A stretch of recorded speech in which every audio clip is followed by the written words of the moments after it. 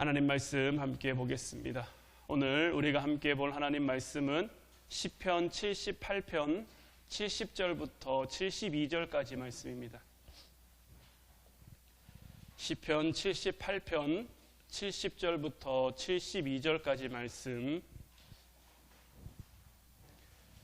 우리 다 같이 한 목소리로 말씀 함께 보도록 하겠습니다. 또 그의 종 다윗을 택하시되 양의 우리에서 취하시며 전 양을 지키는 중에서 그들을 이끌어내사 그의 백성인 야곱 그의 소유인 이스라엘을 기르게 하셨더니 이에 그가 그들을 자기 마음의 완전함으로 기르고 그의 손의 능숙함으로 그들을 지도하였도다. 아멘. 오늘 이 시간에는 하나님은 삶의 현장에서 부르신다라는 제목 가지고 우리가 함께 말씀 나누며 하나님의 은혜를 함께 나누기를 원합니다. 오늘 우리가 함께 본 이 본문 말씀을 가만히 보면 굉장히 좀 뭔가 구조적으로 박자가 좀 잘 맞는, 쿵짝이 좀 잘 맞는 그러한 구성으로 이루어져 있어요.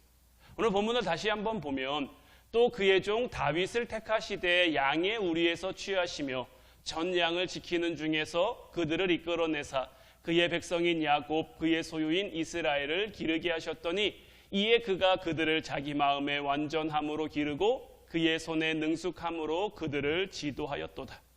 자, 70절 말씀을 보면 먼저 하나님께서 다윗을 택하신다라는 말씀이 나오죠.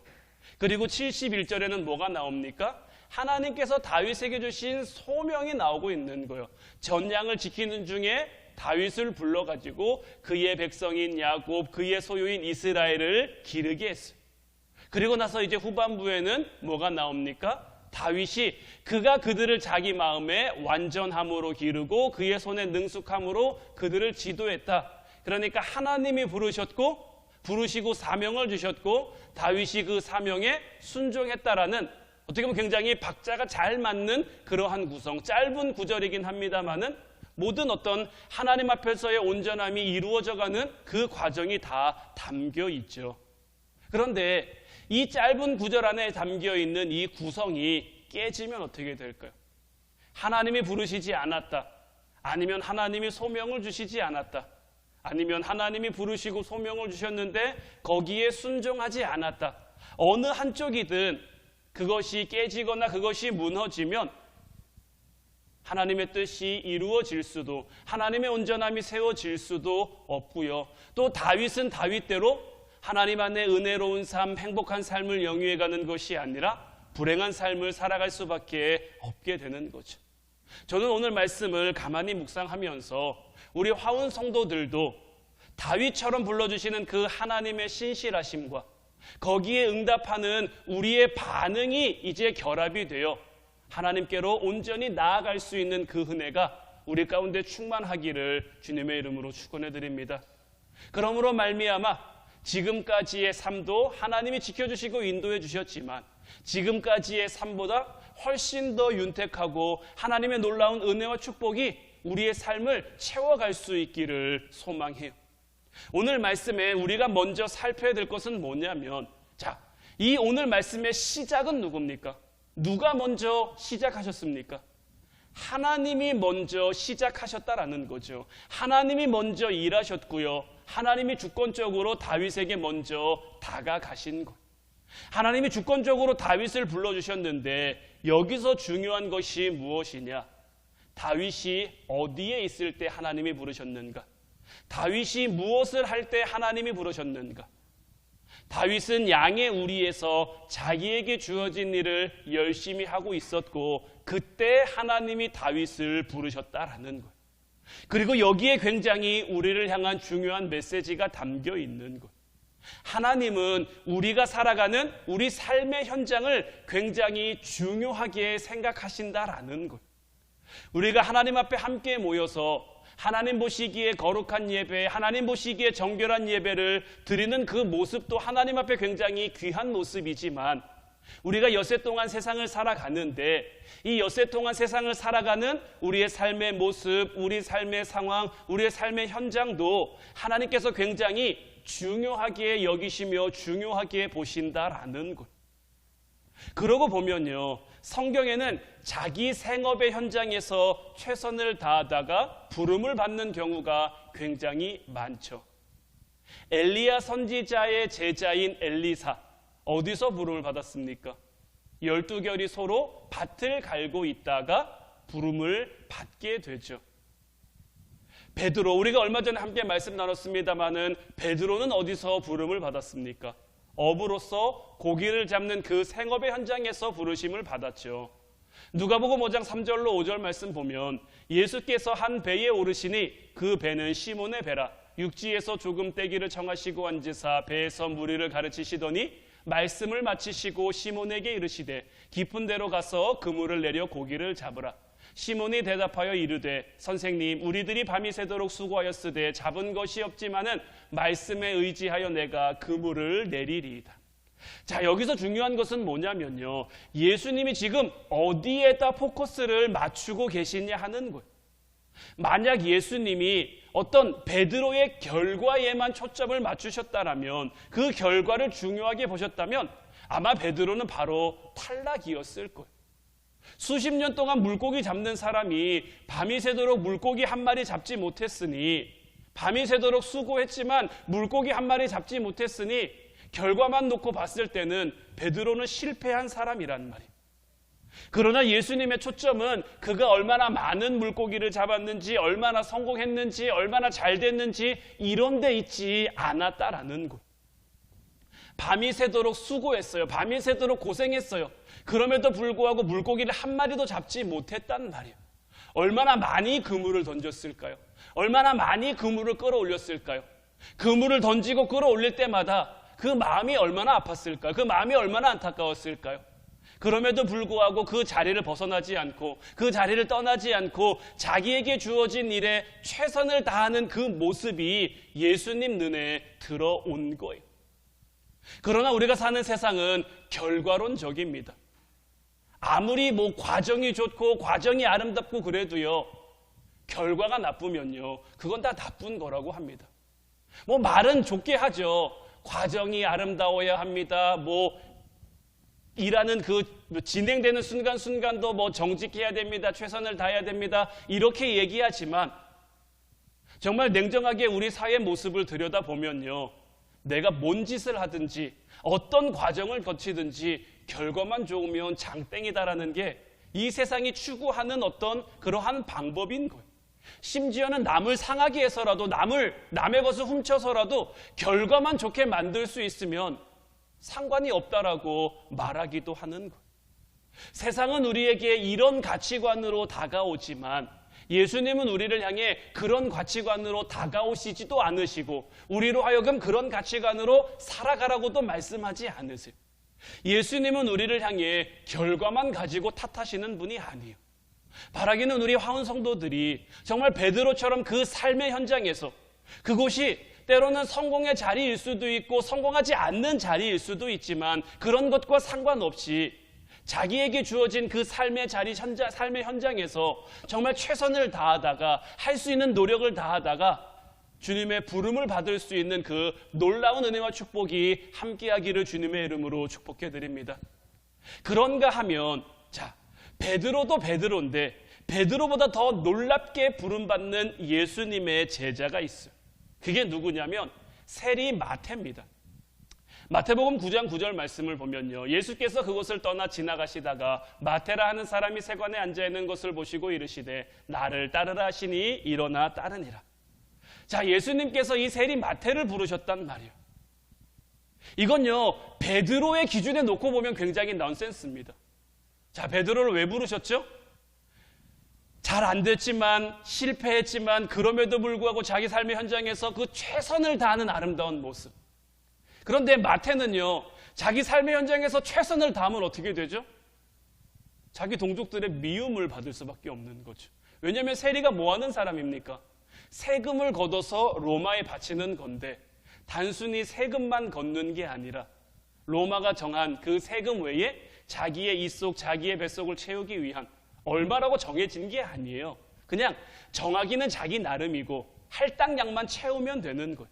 그래서 그 시대의 세리들은 굉장히 많은, 로마 군인들의 힘을 등에 업고 있기 때문에 이스라엘 백성들이, 유대인들이 감히 함부로 덤비지도 못한단 말이에요. 마태는 그런 세리고 자기 동족을 착취하는 게 일이란 말이에요. 자기에게 주어진 일을 열심히 하면 할수록 이게 선인지 악인지 이게 여기서 헷갈리기 시작하는 거예요. 베드로를 부르신 건 알겠어요. 엘리야 선지자가 엘리사를 부르신 것도 알겠어요. 그런데 이 세리 마태는 왜 부르셨지? 열심히 한다고 부르시기에는 열심히 하면 할수록 악이고, 그런데요, 이 부분을 볼 때 우리는 어떤 초점, 어떤 관점에서 보냐면요, 예수님은 비록 마태가 하는 일이 자기 동족을 착취하는 일이라고 할지라도 그럼에도 불구하고 자기에게 맡겨진 일에 최선을 다하는 사람을 부르신다라는 것. 근데 이 헷갈림과 이 혼란의 극치가 사실은 어디에서 나타나냐면요, 바울을 부르시는 장면에서 나타나는 거예요. 우리는 뭐 바울이 어떤 인물이 됐고 바울이 어떤 결과를 가지고 왔는지 잘 아니까, 바울이 얼마나 위대한 사도인지 아니까 바울에 대해서 거부감 없이 우리는 쉽게 받아들이지만, 자, 바울이 바울 되기 전에, 바울이 사울이었을 때 이 사울은 뭐 하는 사람이었습니까? 예수님 믿는 사람을 잡아다가 죽이는 일을 하던 사람이었어요. 누가 시킨 게 아니에요. 그냥 그 스스로의 열심히 그렇게 한 거죠. 대제사장이나 공회에 가서 잡을 수 있는 그 권한을 받아가지고 그냥 누가 시킨 것도 아니고 누가 하라고 한 것도 아닌데 내가 이게 하나님 사랑하는 거야, 하나님 앞에 열심인 거야 하면서 그런 열심을 냈단 말이에요. 바울은 예수님 믿는 사람을 죽이는 사람이었는데 예수님은 왜 굳이 바울을 부르셨을까요? 그 당시에 쓰실 만한 사람이 없었을까요? 예수님이 하시고자 하면 얼마든지 다른 사람 부르실 수도 있잖아요. 얼마든지 예수님 믿는 사람, 예수님 따르는 사람, 베드로가 부족한 많고 흠 많는 사람이었던 것처럼 조금은 부족하고 조금은 흠이 있을지라도 예수님을 향한 그 열심과 그 순전한 믿음과 열정을 가지고 있는 그 사람들 얼마든지 택해서 쓰실 수 있는데, 예수님은 뭐 때문에 세리 마태와 같은 사람을, 바울과 같은 사람을 불러서 부르시는 데서 끝나는 게 아니죠. 그 사람을 다듬어서 쓰시기까지 얼마나 복잡한 과정을 거치십니까? 바울을 부르는 장면도 보면요, 바울을 부르시기 위해 그 무대를 굉장히 연출해 놓으시죠. 먼저는 그를 향해 내리쬐는 강력한 빛을 내리쬐입니다. 그런데 이 빛은 누구에게만 영향을 미쳐야 돼요? 사울에게만 영향을 미쳐야 되죠. 다른 사람들에게는 영향을 미치면 안 돼요. 그리고는 예수님이 음성으로 말씀하셔야죠. 그런데 이 음성도 누구만 들어야 됩니까? 바울만 들어야 돼요. 그리고는 이 사울의 눈이 멀어서 3일 동안 앞을 보지 못하고 그를 향해 아나니아도 준비해야 되죠. 아나니아를 통해 안수하도록 아나니아를 설득해야 되죠.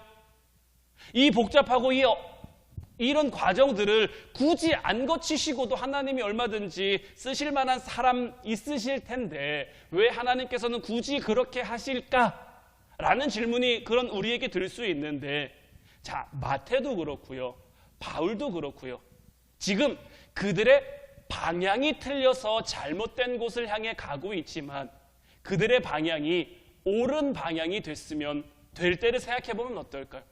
지금 바울처럼 열정 많은 사람, 바울처럼 열심 많은 사람이 어디 있습니까? 지금은 그가 잘못된 곳을 바라보고 있기에 잘못된 곳을 향해 나아가고 있지만, 그가 이제 온전한 곳을 바라보기 시작하고 똑바른 곳을 바라보기 시작했을 때 그의 열심과 그의 열정에 불이 붙는다면 그는 하나님 앞에 정말 충성된 일꾼이 될 수 있는 거예요. 예수님의 기준은 바로 이런 기준인 거예요. 내가 지금 얼마나 잘하느냐, 내가 얼마나 능력이 있느냐, 얼마나 할 수 있느냐가 아니라 내가 바른 방향을 향해 나아가고 있느냐도 중요하지만 지금 내게 주어진 삶의 자리에서 내가 얼마나 열심히 살아가고 있는가도 하나님이 우리를 택하시고 우리를 부르시는 굉장히 중요한 조건과 자질이 되는 거예요. 그런 의미에서요, 아직 믿지 않는 우리 가족들, 아니면 믿음이 약한 우리 가족들, 그들의 삶의 자리에서 그들이 열심히 살아가고 있다면, 그들이 정말 최선을 다해 살 수 있다면 하나님이 언제든 부르실 수 있는 거예요. 사울도 바울 될 줄 누가 알았겠습니까? 베드로도 자기가 예수님의 제자가 될 줄, 마태도 자기가 예수님의 제자가 될 줄 누가 알았겠습니까? 그러나 주님이 부르시니까 부름받는 그 순간부터 주님을 향한 주님의 일꾼 되잖아요. 아직 믿지 않는 우리 가족들도 마찬가지인 것. 언제가 될지 우리는 알지 못해요. 그저 우리는 그들의 삶의 현장에서 부름받기를 그냥 구하고 기도하면 되는 거예요. 그러면서 우리에게 맡겨진 삶의 자리에서, 삶의 현장에서 최선을 다하면 되는 거예요. 마태복음 25장 21절 말씀 보면 그 주인이 이르되 잘하였도다 착하고 충성된 종아 내가 적은 일에 충성하였으며 내가 많은 것을 내게 맡기리니 내 주인의 즐거움에 참여할지어다. 우리가 지난주 수요일날 이 달란트 비유 말씀을 함께 나눴는데, 자, 달란트 비유 말씀을 보면 어떤 겁니까? 주인님께서 5달란트 받은 사람과 2달란트 받은 사람은 칭찬하셨고 1달란트 받은 사람은 책망하셨는데, 자, 먼저 5달란트와 2달란트 받은 사람을 칭찬하시는 그 포인트는 어디입니까? 이 말씀을 가만 보면요, 내가 적은 일에 충성했다라는 거예요. 그에게 맡겨진 삶의 자리에 충성했기 때문에 주인은 그 5달란트 받은 사람과 2달란트 받은 사람을 칭찬하고 있는 거예요.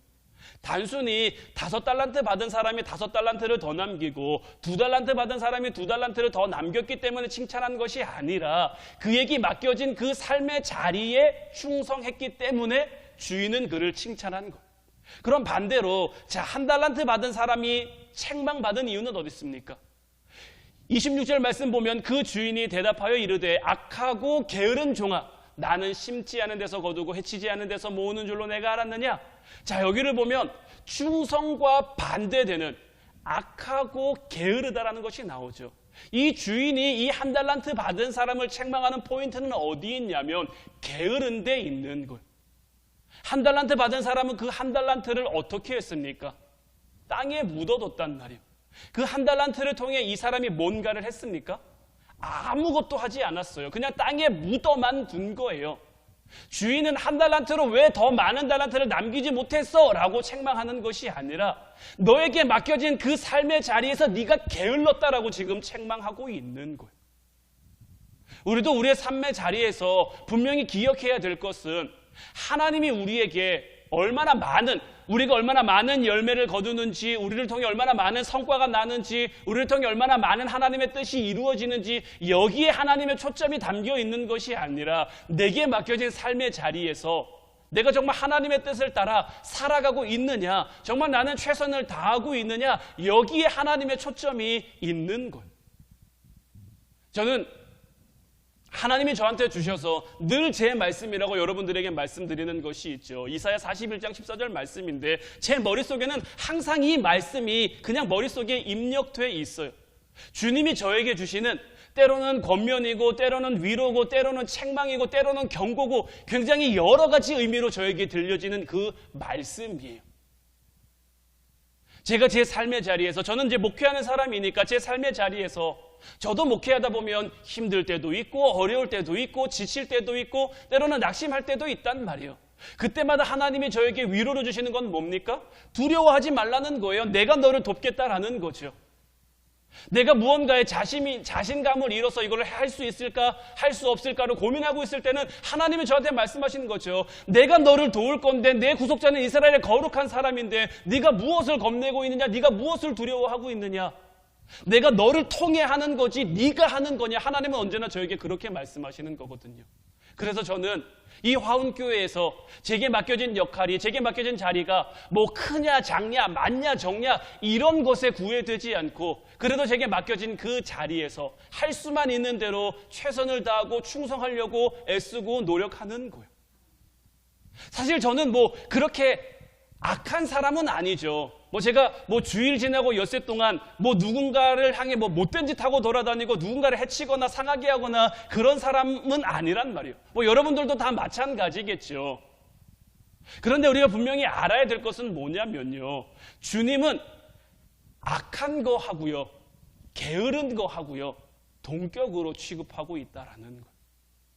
1달란트 받은 그 사람을 향해 악한데 게을러서 악하다라고 말씀하고 있다라는 거예요. 지금 여러분들은 여러분들에게 주어진 그 삶의 자리에서 무엇을 바라보고 있으며 무엇을 향해 살아가고 있으며 나를 부르신 그 주님의 부름. 다윗은 오늘 말씀을 보면 다윗 불러주시는 그 하나님의 부름, 택해주시는 그 하나님의 부름, 그를 이끌어 가시는 그 하나님의 부름에 충성했고 그 말씀에 순종했단 말이에요. 그래서 다윗이 하나님 보시기에 합한 자가 된 거고, 그럼 오늘 말씀에서처럼 우리를 우리 삶의 현장에서 들어 사용하시고자 하는 그 하나님의 주권에 우리가 순종해야 된다면 하나님이 우리에게 가장 먼저 원하시는 순종은 어디일까요? 물론 우리가 예배 잘 드리는 것도 중요합니다. 기도 많이 하는 것도 중요하고요. 말씀 많이 보는 것도 중요합니다. 하지만 그보다 앞서 하나님의 말씀이 정말 내 삶의 자리에서, 내 삶의 현장에서 그 말씀이 이루어질 수 있도록 내가 정말 하나님이 찾으시는 그 진정한 예배자로 살아간다는, 하나님이 찾으시는 그 한 사람으로 우리가 살아간다는 것은 우리에게 주어진 그 삶의 현장, 우리에게 주어진 그 일상 속에서 하나님 앞에 최선을 다하는 삶인 거예요. 우리에게 맡겨진 직업이 있을 수도 있고요. 어떤 일터가 있을 수도 있고요. 맡겨진 역할이 있을 수도 있어요. 내가 열심히 합니다. 왜 열심히 합니까? 하나님이 내게 맡겨주신 곳이기 때문에 열심히 하는 거예요. 하나님이 나를 보내주신 곳이기 때문에 열심히 하는 거예요. 사람들이 보니까 내가 이걸로 많은 돈을 벌 수 있으니까, 이걸로 내가 내 이름을 알릴 수 있으니까 열심히 하는 게 아니라 하나님이 나를 보내셨고 하나님이 내게 맡기셨기 때문에 내가 열심히 살아가고 성실히 살아가는 거예요. 하나님 앞에 나는 그런 마음으로 그 삶을 살아갈 때 우리의 삶이 하나님 보시기에 온전한 삶이 될 수 있다는 거예요. 늘 여러분들에게 말씀드리지만 죄는 방향성의 문제라고 말씀드리죠. 하나님이 아닌 다른 것을 바라보는 게 죄인 거예요. 내가 내 삶의 자리를 바라봄에 있어서도 마찬가지인 거예요. 우리에게 맡겨진 그 삶의 자리를 통해서 우리는 누구를 깨달을 수 있어야 됩니까? 하나님을 깨달을 수 있어야 되는 거예요.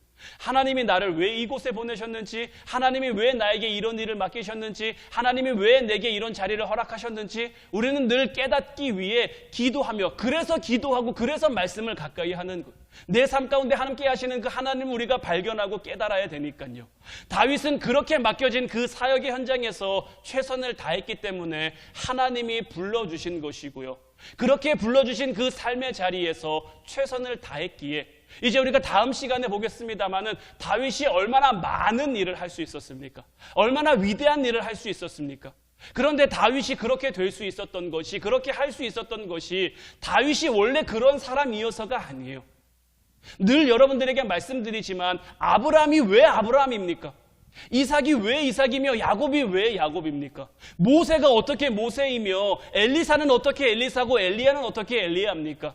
그들이 원래 그렇게 될 만한 그 자질을 갖춰서가 아니라 그들을 불러주신 하나님의 말씀에, 그들을 주권적으로 인도해 가시는 그 하나님의 부름에 충성한 거예요. 순종한 거예요. 어떻게 충성하고 어떻게 순종합니까? 그들에게 맡겨진 그 삶의 자리에서, 그들에게 맡겨진 그 사역의 현장에서 최선을 다하는 거예요. 이제 바라기는 여러분들에게 맡겨진 그 가정 안에서, 여러분들에게 맡겨진 그 일터 가운데서, 여러분들에게 맡겨진 그 직업과 사업장 가운데서 정말 최선을 다할 수 있는 여러분들 되시기를 주님의 이름으로 축원해 드립니다. 그런데 내 최선의 방향이 내가 잘 되고 내가 높아지고 내가 많은 것을 갖게 되기, 그런 것들을 위함이 아니라 그런 것들은 부수적인 거예요. 내가 하나님 바라보고 하나님께 나아가면 하나님이 알아서 우리에게 있어야 할 것, 필요한 것들을 부어주시는 거예요. 아브라함이 하나님의 말씀에 순종해 가는데요, 하나님 바라보며 그의 삶의 자리를 살아가니까 그에게 부가 따라옵니다. 솔로몬이요, 왕이 됐어요. 어떻게 하면 이 하나님 백성을 잘 다스릴 수 있을까 1000번제를 드리면서 고민하며 기도했단 말이에요. 그러니까 하나님이 그에게 나타나서 묻는 거죠. 내가 너의 기도하는 것, 내가 너의 1000번제 예배를 봤다. 내가 너에게 무엇을 주기를 원하느냐? 그때 이 솔로몬이 하나님 앞에 구한 것이 무엇입니까? 하나님의 백성을 잘 다스릴 수 있도록, 하나님의 백성을 잘 재판할 수 있도록 해달라고 했단 말이에요. 그러니까 결국 그에게 큰 나라가 주어졌는데 그 나라 가운데 지금 솔로몬은 뭘 바라보고 있습니까? 하나님을 바라보고 있는 거예요. 하나님이 맡겨주신 그 삶의 자리에서 내가 최선을 다하려면, 정말 성실히 살아가려면 지혜가 있어야 됩니다. 솔로몬이 이거 구하고 이것을 바라보며 나아가니까 하나님이 솔로몬에게 뭘 주십니까? 부와 기와 재물과 명예와 영광과 장수와 그에게 줄 수 있는 모든 것을 다 주시는 거예요. 우리의 삶에는 하나님이 안 그러실까요? 솔로몬에게는 주셨지만 우리에게는 아까워하실까요? 솔로몬에게는 주셨지만 우리에게는 인색하실까요? 우리 하나님은 그런 분 아니세요. 우리에게 있어야 하면 얼마든지, 방법이 없으면 방법을 만들어서라도 주시는 분이에요. 길이 없으면 없는 길을 만들어서라도 우리로 하여금 갈 수 있게 하시는 분이에요. 이제 그 하나님을 온전히 바라볼 수 있는 저와 여러분들 되시기를 주님의 이름으로 축원해 드립니다. 오늘도 우리를 부르시는 그 주님의 부르심에 아멘하고, 주님 내가 여기 있습니다, 주님 나를 사용하여 주시옵소서. 내게 말씀하시는 대로 내가 나가겠습니다. 하나님이 나가라고 하면 내가 가고, 하나님이 멈추라고 하면 내가 멈춰서 그 삶의 자리에서, 맡겨진 삶의 자리에서 최선을 다하고 순종하는 삶을 살아가겠습니다. 우리가 이런 고백으로, 이런 다짐으로 주님 앞에 나아갈 때에 하나님의 나라가 저희들을 통해 이 땅 가운데 이루어지며, 하나님의 뜻이 저희들을 통해 저희들 삶의 자리에 이루어지며, 그렇게 하나님의 영광이 되는, 하나님의 기쁨이 되는 저와 여러분들이 될 수 있을 줄로 믿습니다.